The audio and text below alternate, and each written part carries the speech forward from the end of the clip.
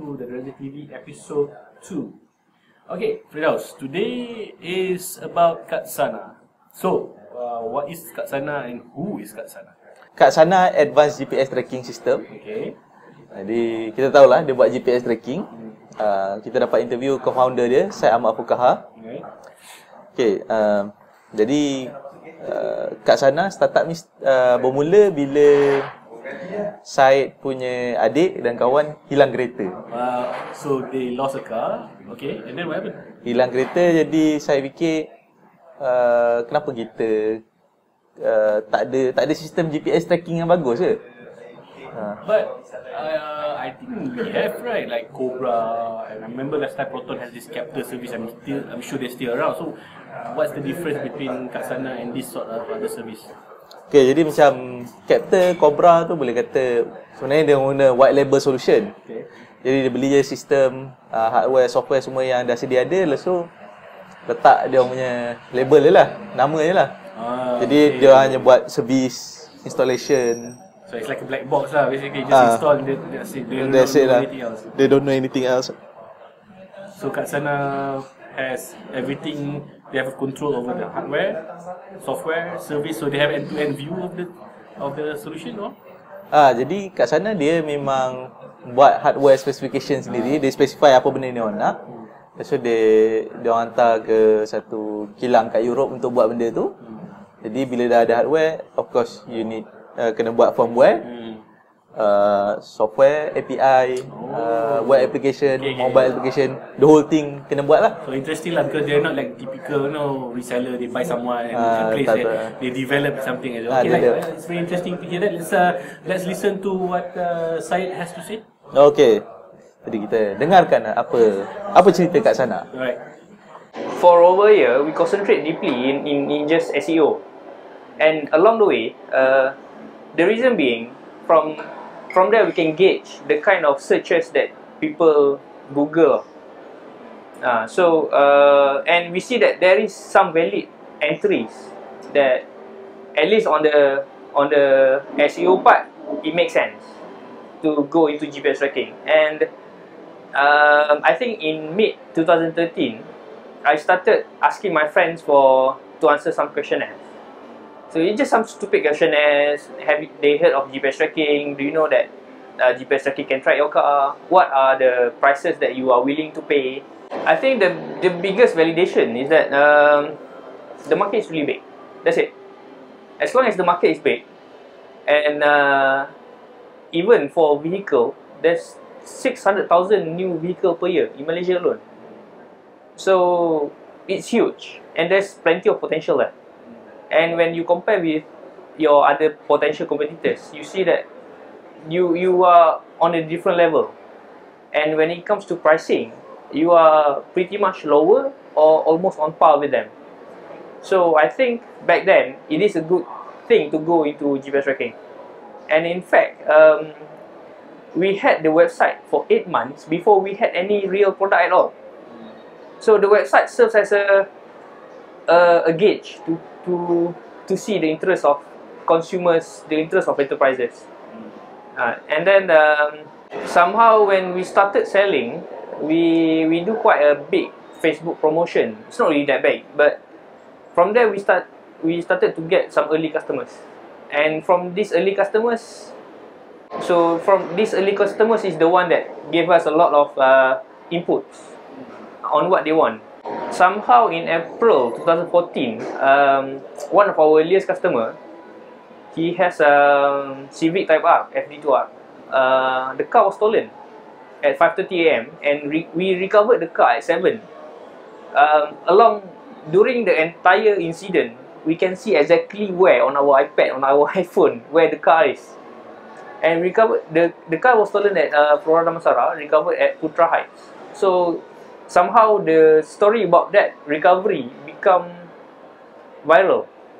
So from there we started to gain quite a lot of valuable hits on Katsana, and that's where in April 2014 we were also featured on S1E2 twice, and we also won the Traju Super. That somehow give us quite a good mileage. Yeah. Validation, for startup, I say go into the market as soon as possible. And even when earlier I said I do the questionnaire, right? After a while, you will see that that questionnaire serves as a basic framework for your idea, but don't rely on it at all.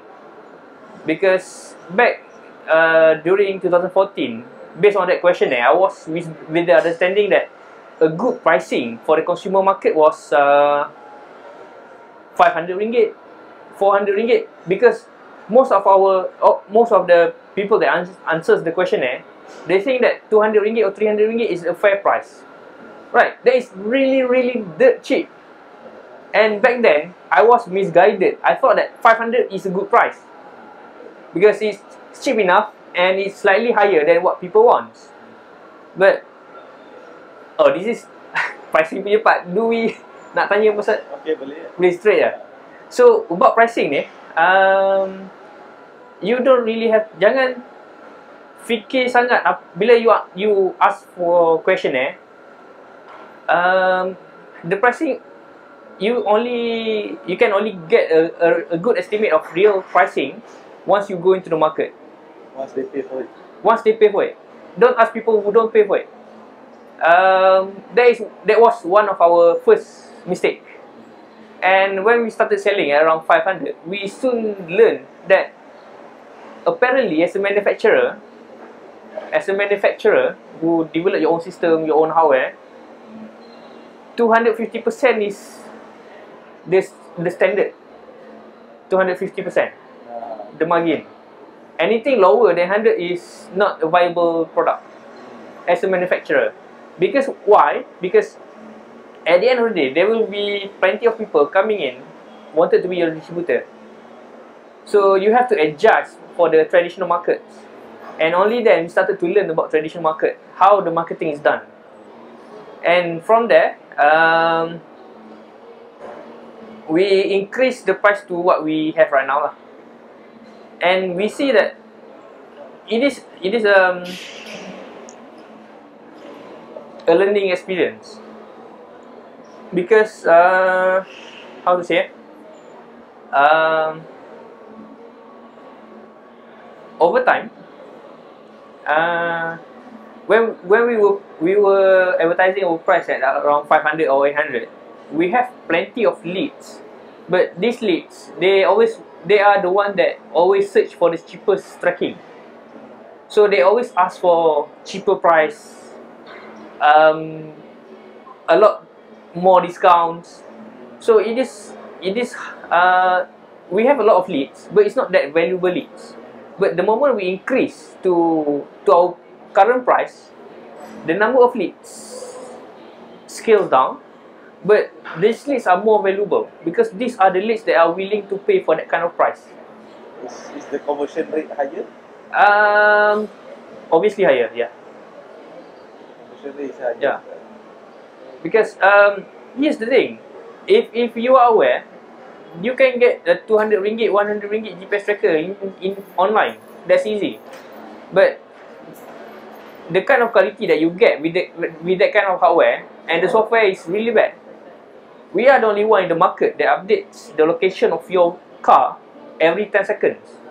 Typical market, typical system in the market, they update every 3 to 5 minutes. So the kind of data that we process is much more detailed. The entire 2013 and early 2014, we were concentrating on consumer market because we have plenty of ideas on how to improve current solutions in the market. But after a while, we began to learn that consumer market ni, as the number grow, you need more support team. Why? Because you have to manage their expectations. And consumer market, kalau you target satu kepala, then dia beli satu unit. It's hard to scale. It is scalable, but the effort is small. And we soon realized that if we go on enterprise level, we go straight to the bosses, we straight to the companies, we start networking with them. A simple sign could mean that the company will buy 50, 100 units from us. And enterprise, the good thing is that as long as your solution fits their business requirement and their expectation, that's it. The expectation ends there. In simplest terms, in order for you to keep your customers happy, you have to manage their expectations. So for enterprise market, it's easy to manage their expectations. And soon, as I said earlier, we noticed that our selling point is not really our hardware or our software, but our selling point is our capability to develop. So for enterprise markets, one of our customers, they have thousands of cars. We integrate deeply with their system. If we were to compare with any other solution in the market, they sell GPS tracking as a product, not as a service. So they cannot integrate with the existing system. One is that they don't have the capability. Second is that they are mainly resellers of other systems. So either the cost is really high or they don't know how. Since we developed the solution from scratch, so we know every single intimate part of the system. So we know how to integrate with their system, how to improve the processes. So even right now, Katsana is handling around 4.5 million row of data per day. And by the end of the year, we are expecting, because one of our customers is GLC, around easily 22 to 25 million row of data per day. The kind of processes that we do.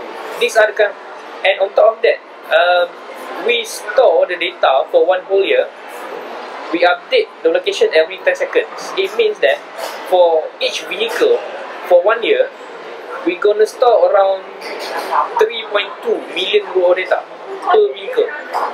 So these are the kind of processes. If other competitors were to try to keep up with this, they're gonna face a hard time.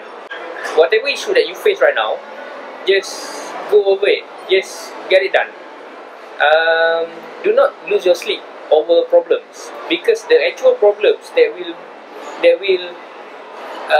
give you headache are the things that you never expect. The things that you can expect, they are a problem, but it is manageable. The things that give us real problems in the past are things that we never thought of encountering. So I cannot tapi there are a few things when it comes to Siri, when it comes to regulatory things. These are the things that we never thought of it being a pita, but it is. And there were once when we max out our servers. We never thought of encountering that, but that is the thing that happened right after Raya 2014. Shit happened. So what I'm saying here is that don't lose your sleep over problems. Problems will appear all the way, but don't lose your sleep over it. Not wise. These two books that I'm going to recommend is based on my experience with my previous company. I was lucky because after I graduated from architecture, my boss back then, Azrul Rahim of Slashes and Dots, he gave me the opportunity to become the project manager at Jom Social. So there, Azrul ni bagus tau. Dia somehow they forces you to read books. Azrul was asking us to read Crossing the Chasm. After that, I discovered Innovator's Dilemma. So about these two books, Crossing the Chasm is it explains how most startups, they fail to go to the market because they are too tight with their existing users. Those early users, they often technically competent. So the moment startup wishes to simplify their offerings to make it available to the masses, these early users actually slows them down because they do not want things to change.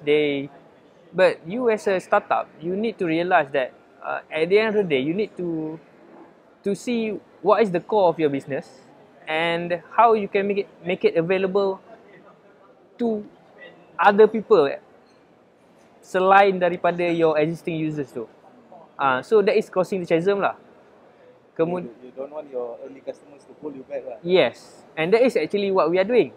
We grow outside of the early customers tu. After a while, you will discover what you truly capable of.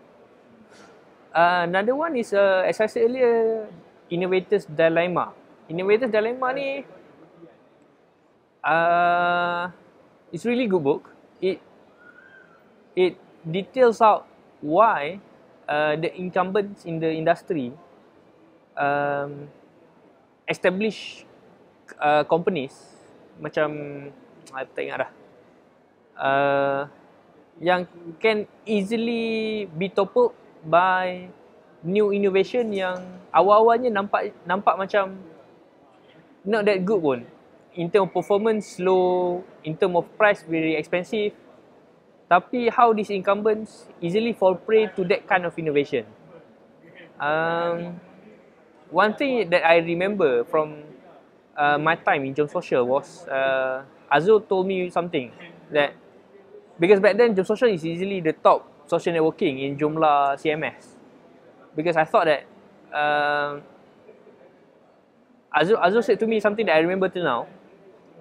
You will have competitors can topple you not by beating you by features, but they can topple you by introducing simplicity. Simplicity in simplicity lah. Almost the same. The solution almost the same. Tapi yang can beat you when you have a complete set of features is simplicity in the offering. So at all time tu, I always try to make my solutions to be simple enough lah. At the same time is sufficient to cater for user punya requirements.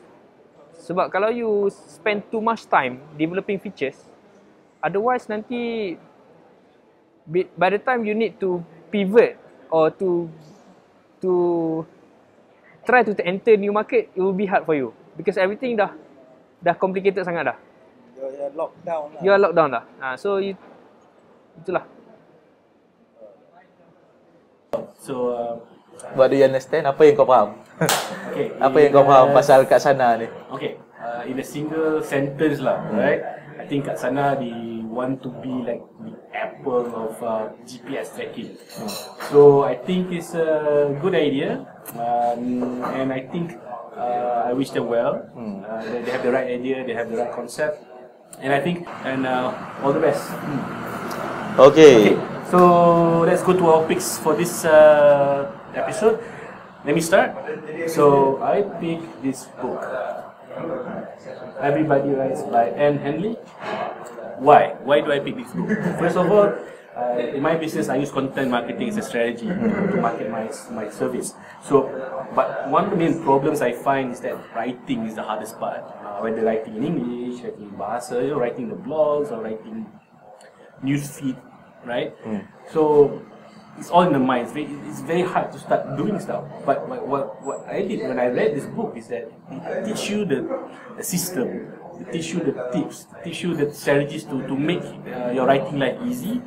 And one thing I really like about this book is because it focuses on marketing and for people, founders, and not so much focusing like other books on authors writing fiction, writing books. Bukan telenovela lah. No, not writing novel, but really good stuff for marketing, copy.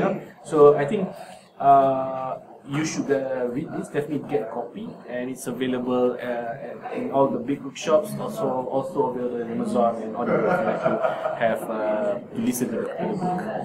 How about yours? Okay, pilihan saya kali ni Contagious oleh Jonah Berger. Jadi bila kita buat servis baru, produk baru kan, most of the time kita tak ada duit banyak sangat pun nak buat marketing kan. Kita dah habiskan duit untuk build the service ataupun buat produk tu. Jadi kita nak buat marketing yang viral lah. Tapi isunya macam mana kita nak buat marketing yang viral? Adakah semata-mata clickbait atau semata-mata ataupun semata-mata Gangnam Style ke apa kan? Oh, just see like 5 things Paris Hilton would like to wear underneath. Definitely you get traffic.